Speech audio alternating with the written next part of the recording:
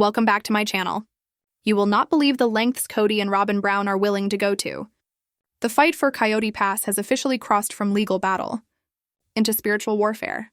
What began as a property dispute has now spiraled into a full-blown delusional crusade, one where Robyn claims she is the divine heir to the land, and Kody insists it is his duty to defend her ancestral birthright. This isn't just about money or real estate anymore. This is about power, prophecy, and manipulation on a level that defies reason.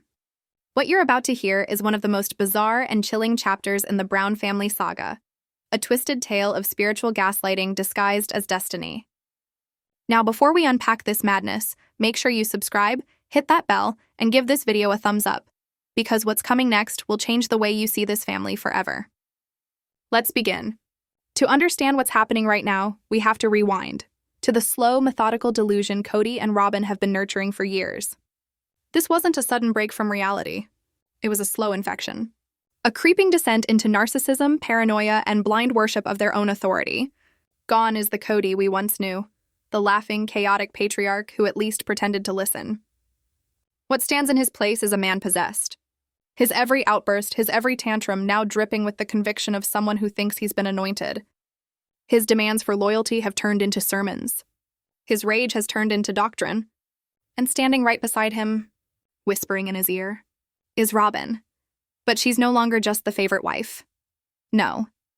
In Kody's world, she has become something far more dangerous, the self-proclaimed prophetess. The one who claims God speaks through her. It started small. Promptings, she called them. A spiritual feeling that they should move to Flagstaff. A heavenly vision that all the family should live in one massive home. A divine whisper that conveniently placed her and her children at the very center of Kody's universe. Every desire Robyn had became a revelation. Every whim was framed as the will of heaven. And Kody, he ate it up, because if Robyn is a prophet, then that makes him a king. Together, they created their own religion, a two-person cult fueled by tears, guilt, and divine self-importance. But then came the final act, the move that took this fantasy from manipulation to madness. Robyn paid $25,000, yes, $25,000, to commission what she called a spiritual genealogy. A handcrafted, leather-bound book of lineage created by a Utah firm that caters to the wealthy and the delusional, a group that literally manufactures celestial pedigrees. It wasn't history. It was propaganda. A purchased prophecy. That book painted Robyn as a descendant of a forgotten prophet, a man named Jedediah Calloway. According to her newly bought holy text, Calloway was a visionary from the 1800s who predicted that one day, a chosen daughter of his bloodline would return to reclaim sacred land that just so happens to be Coyote Pass. And the moment that book arrived, something in Kody snapped. He began quoting from it like it was scripture. He called Robyn the daughter of the covenant. He told the remaining wives that resistance to her was resistance to God's will. Suddenly, Coyote Pass wasn't property, it was a temple. Their fight wasn't about fairness, it was prophecy. Every wife who challenged him was now an enemy of destiny. Every child who questioned him was a heretic. Sources close to the family say Kody now carries a pocket-sized copy of the Calloway prophecy, a summary he reads like a Bible verse. He's holding meetings where he speaks of righteous inheritance, referring to Robyn as the steward of Zion. He believes the land itself is holy, and only he and Robyn are pure enough to claim it. This isn't faith anymore. It's fanaticism, and it's destroying everything that's left of the Brown family. Coyote Pass has become more than a battlefield.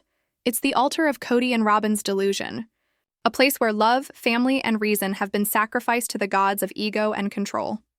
And that is how a property fight turned into a prophecy. Stick around, because in the next chapter, we expose what Robyn's holy lineage really hides, and how this $25,000 fantasy could be the final nail in Kody Brown's empire. They weren't just calling themselves the rightful owners anymore. They were calling themselves the chosen ones. In their minds, they were the righteous remnant, handpicked by heaven to sanctify Coyote Pass. This so-called revelation became their ultimate weapon, a divine shield against logic, law, and morality. Because tell me this, and how do you argue with a prophecy? How do you challenge a celestial deed when Kody Brown is standing in front of his family, shouting that an angel himself signed over the land to Robyn's bloodline? He declared that any human agreements, every document, every signature, every financial promise, were now null and void in the eyes of God. The land, he said, could not be divided. It was sacred. It was one consecrated whole, a spiritual temple, not a real estate parcel, and the sole steward chosen to guard it was none other than Robyn Brown.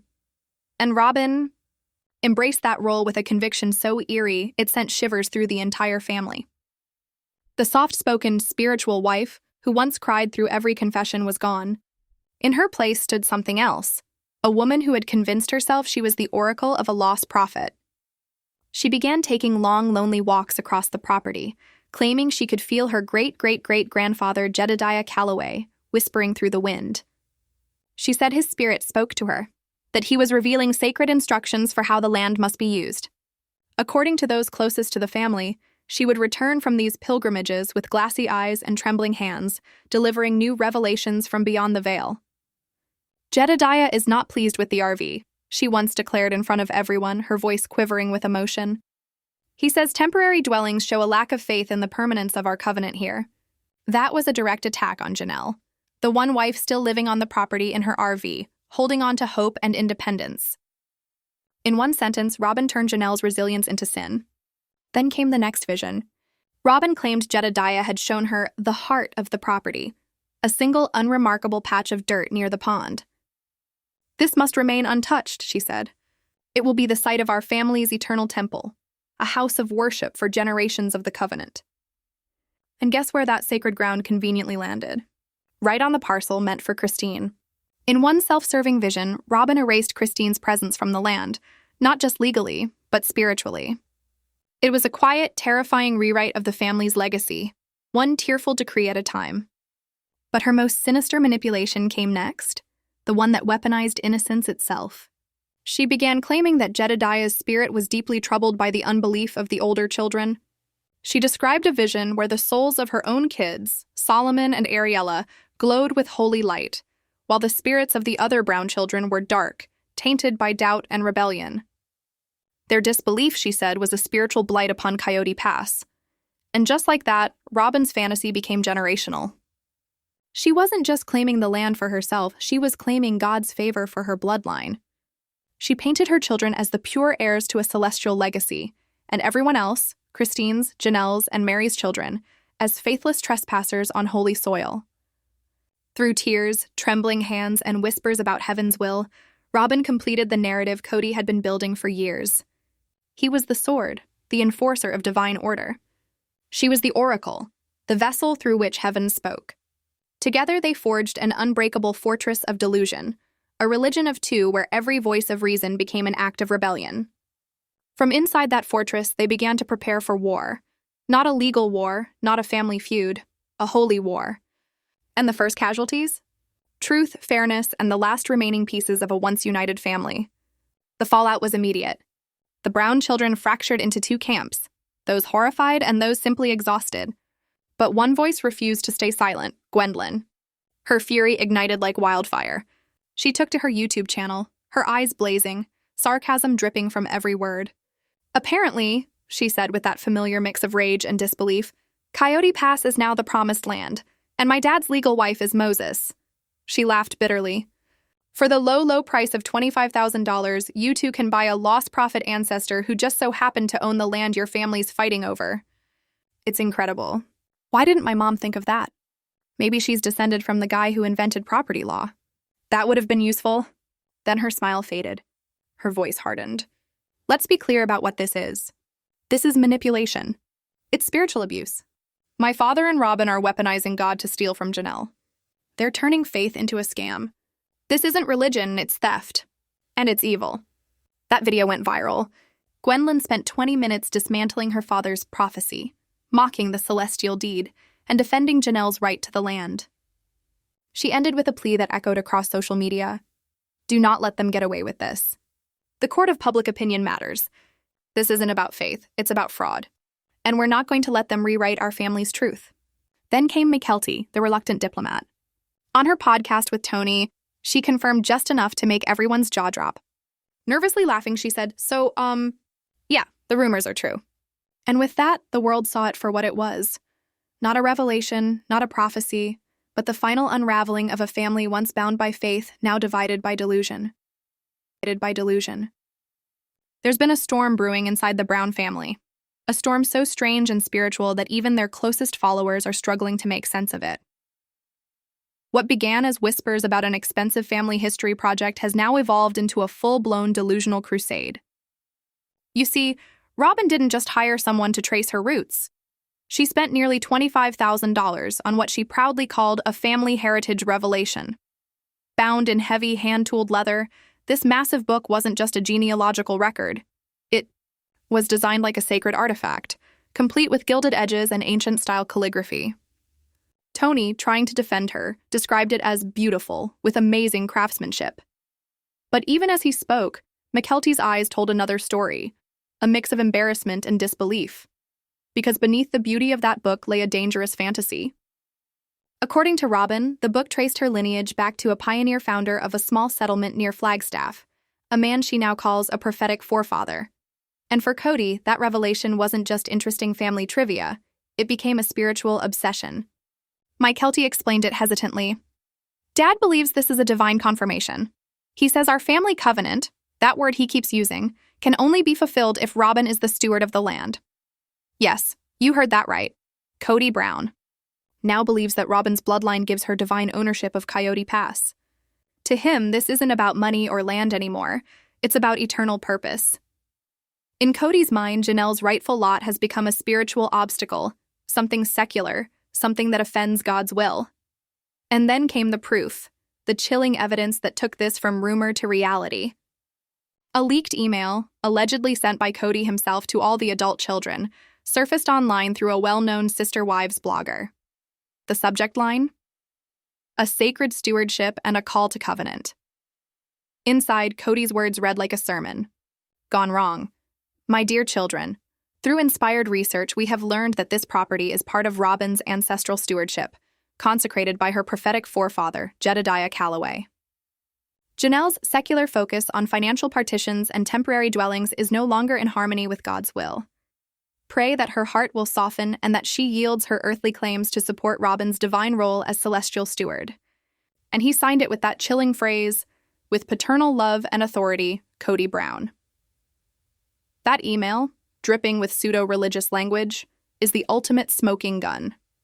It's Kody's own confession, in his own words. He uses spirituality as a weapon, replacing reason with revelation and disguising manipulation as divine guidance. But here's the twist. In trying to crown Robyn as a chosen one, Kody may have just destroyed himself. Janelle, ever the practical one, isn't meeting him on that spiritual battlefield.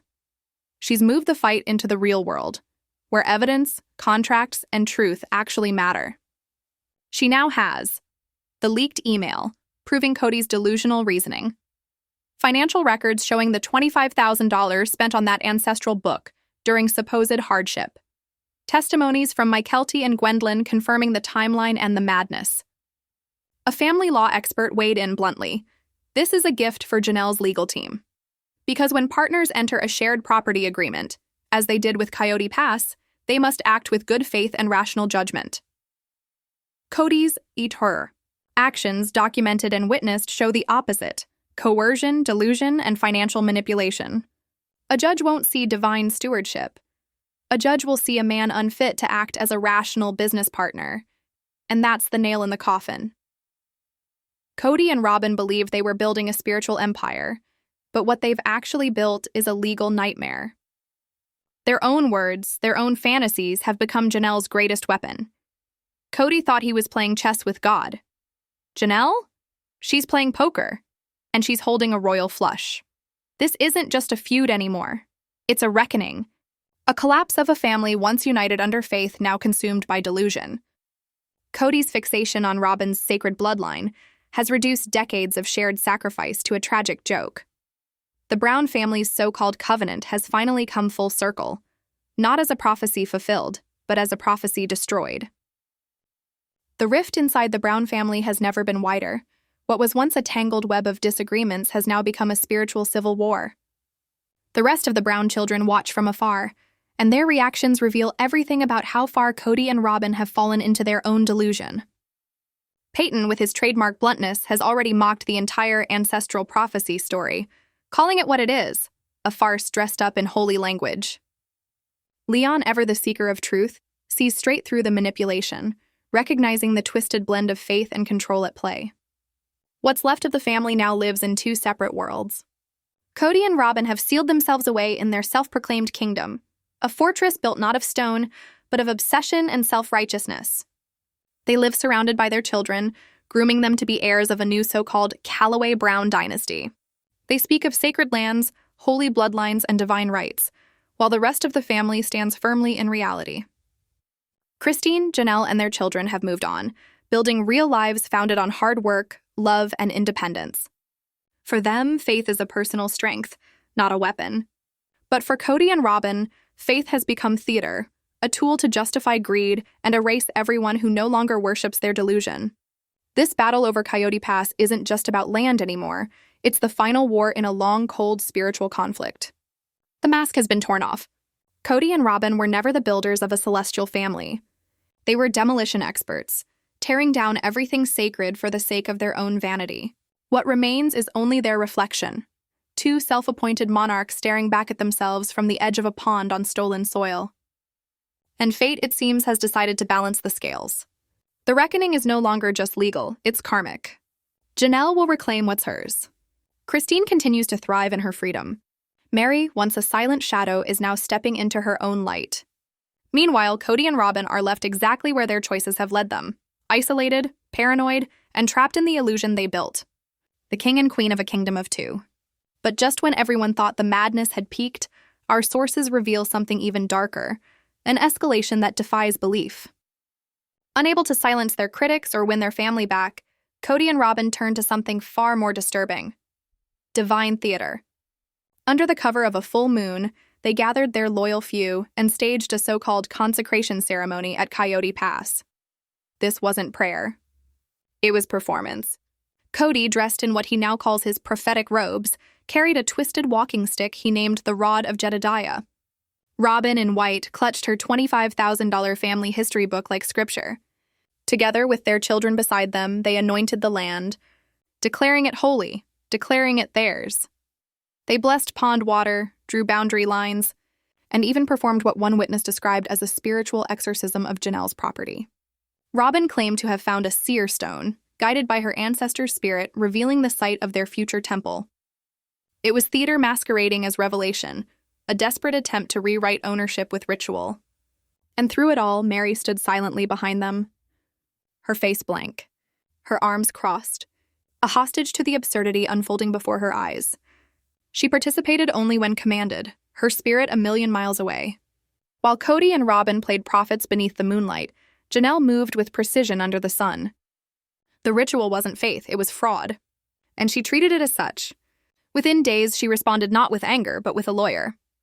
A formal cease and desist letter landed in Kody and Robyn's hands like a legal thunderclap. The letter detailed every dollar Janelle invested, every payment she made, every ounce of her financial stake. It accused Kody of breaching his fiduciary duty, of using religion to mask financial manipulation.